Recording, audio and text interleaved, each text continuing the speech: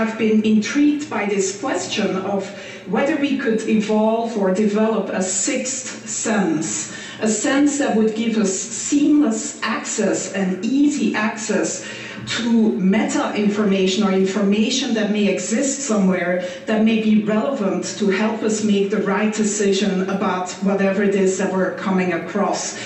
And some of you may argue, well, don't today's cell phones do that already? But I would say no. When you meet someone here at TED, and this is the top networking place, of course, of the year, you don't shake somebody's hand and then say, can you hold on for a moment while I take out my phone and Google you? Or when you go to the supermarket and you're standing there in that huge aisle of different types of toilet papers, you don't take out your cell phone and open a browser and go to a website to try to decide which of these different toilet papers is the most ecologically responsible purchase to make.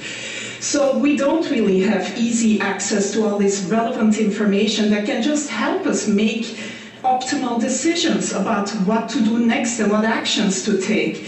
And so my research group at the Media Lab has been developing a series of inventions to give us access to this information in a sort of easy way without requiring that the user changes any of their behavior.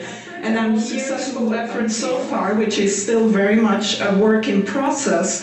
I'm actually wearing the device right now, and we've sort of cobbled it together with components that are off the shelf, and that, by the way, only cost $350 at this point in time.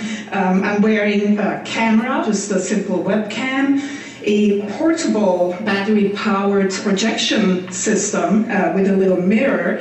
These components communicate to my cell phone in my pocket, which acts as the communication and computation device. And in the video here, we see my student Pranav Mistry, who's really the genius who's been implementing and designing this whole system.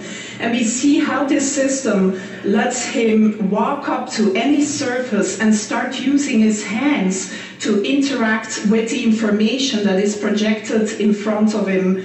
The system tracks the 4 significant fingers. In this case, he's wearing simple marker caps that you may recognize. But if you want a more stylish version, you could also paint your nails in different colors.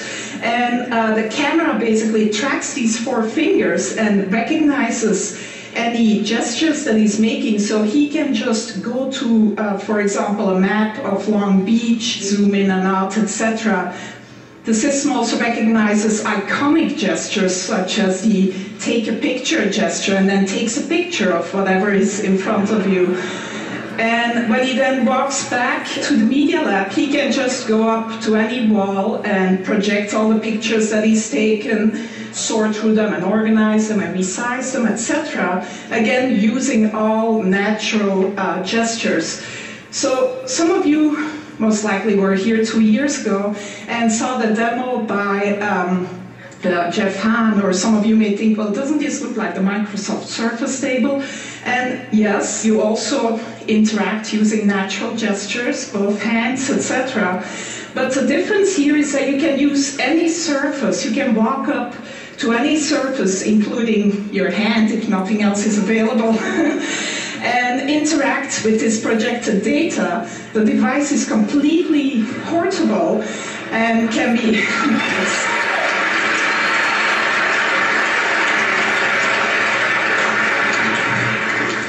So one important difference is that it's totally mobile. Another even more important difference is that in mass production, this would not cost more tomorrow than today's cell phones, and would actually not sort of be a bigger package and could look a lot more stylish than this version that I'm wearing around my neck.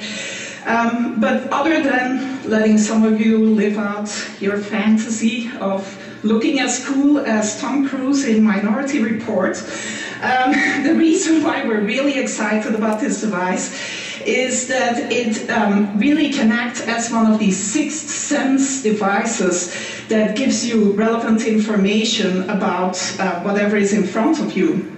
So we see Pranav here going into the supermarket, and he's shopping for some paper towels. And as he picks up a product, the system can recognize the product that he's picking up using either image recognition or marker technology and give him the green light or an orange light. He can ask for additional information. So this particular choice here is a particularly good choice given his personal criteria. Some of you may want the toilet paper with the most bleach in it rather than the most ecologically responsible choice. But this is a more controversial one. As you interact with someone at TED, maybe you can see a word cloud of the tags, the words that are associated with that person in their blog and personal web pages. In this case, the student is interested in cameras, etc. On your way to the airport, if you pick up your boarding pass, it can tell you that your flight is delayed, that the gate has changed, etc. And if you need to know what the current time is, it's as simple as drawing a watch on your arm. So that's where we're at so far in developing this sixth sense that would give us seamless access to all this relevant and I think that for me that's important for where we can see mobile going and how people need to think about the medium. And as not only a delivery mechanism for ads, and not only as a push medium, but as something that has that advantage of having context, that people are able to do things in a certain space, in a certain point, what they're doing.